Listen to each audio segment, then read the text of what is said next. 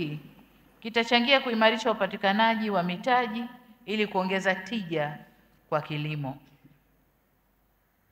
na kuhakikisha usalama wa chakula na kuchochea maendeleo vijijini.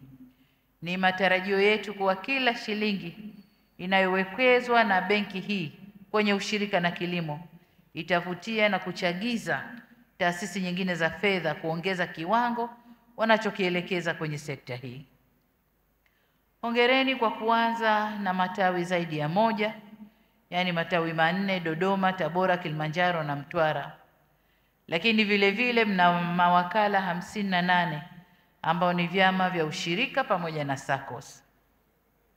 Lakini zaidi ya hapo mna maelfu ya wateja ambao tayari wameshajiunga na benki hii.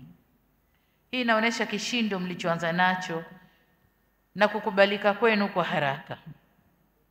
Inatia moyo kuona mmejipanga kuhakikisha huduma zenu zinafika kwa walengwa wote kwa urahisi na kwa gharama nafuu.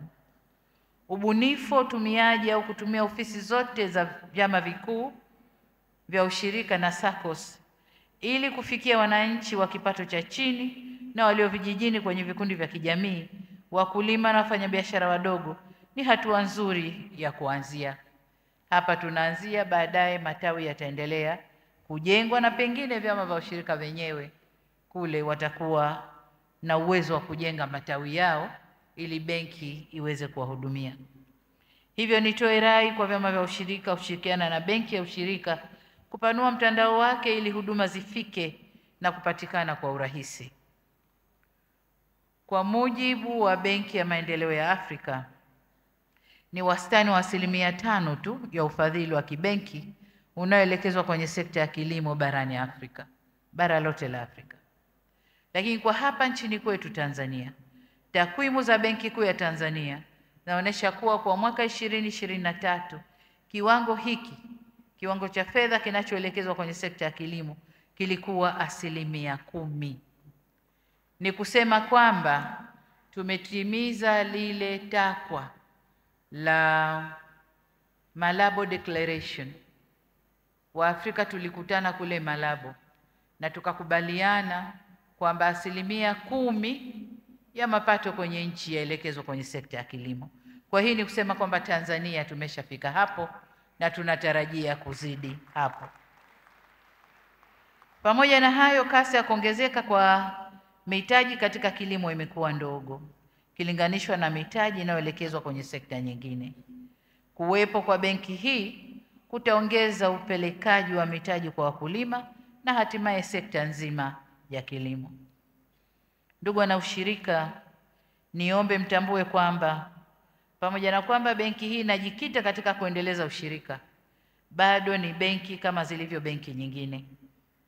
Kama ambavyo kwenye ushirika tuna misingi yetu ikiwemo demokrasia, na huku kwenye benki kuna misingi iliyowekwa na Benki Kuu ya Tanzania ambayo sharti na yenyewe zingatiwe. Na alisisitiza hili kwani kuzingatia misingi hiyo kutatuhakikishia uimara, uwezo wa kujiendesha kibiashara na uendelevu wa benki yenyewe. Kwa hiyo wote twende tukaheshimu misingi hiyo. Serikali kwa kushirikiana na wadau wote wa sekta ya fedha itatekeleza jukumu lake la usimamizi wa mpango mkuu wa maendeleo ya sekta ya fedha wa mwaka 2021-2029-30 unaotoa mwongozo wa kuboresha mifumo ya kifedha, kuongeza ufanisi na kubuni mifumo mipya ya huduma za kifedha. Na hapa ndipo alipokuwa akilalamika Waziri wa Kilimo, ambapo nitatoa agizo mbele tunapokwenda. Kwa kuwa benki ya ushirika nayo itakuwa sehemu ya mpango huu, ni matazamio yetu kuwa itakuwa mstari wa mbele kukidhi vigezo vilivyowekwa kwa kutoa huduma za kisasa na nafuu zitakazowafikia au zitakazofikiwa na wengi. Hapa pia nizungumzie na mabenki.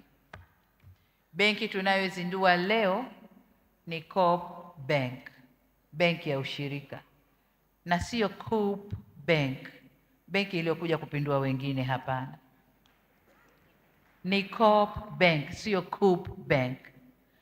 Kwa hiyo kuja kwa benki hii ni kuongeza nguvu, ni kuongeza njia za kuwafikia Watanzania mbalimbali na hasa Watanzania wale wa vijijini.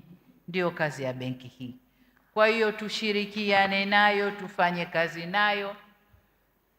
Najua biashara ya benki ni ushindani, tunaweza tukashindana nayo, lakini kubwa tusaidiane nayo ili Watanzania wafaidike na yale tuliyoyakusudia.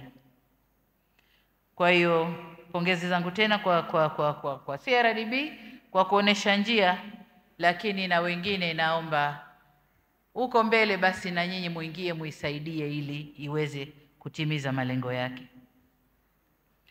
Ndugu wana ushirika na Watanzania wenzangu, nimetaarifiwa kuwa jana mlikuwa na kongamano ambalo lilitoa tafakuri pana ya historia ya ushirika nchini, ikiwemo changamoto zilizopo na mchango mpana wa ushirika kwa nchi, sekta ya kilimo na mkulima mmoja mmoja.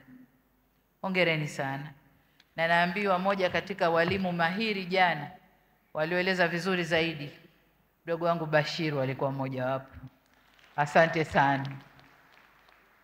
Hongereni sana. Ni matumaini yangu kuwa tafakuri hii itakuwa chachu ya kuzipatia ufumbuzi changamoto zilizopo pamoja na kufanya maboresho ili kuleta maendeleo zaidi. Dhamira yetu kwa sasa ni kuona ushirika unachukua nafasi yake ili iongeze tija kwenye kilimo na kuongeza mchango kwenye pato la taifa. Serikali imechukua hatua madhubuti ya kuimarisha sekta ya kilimo kama ilivyoelezwa na waziri pale, ili kuongeza uzalishaji, kuhakikisha usalama wa chakula na kukuza kilimo biashara.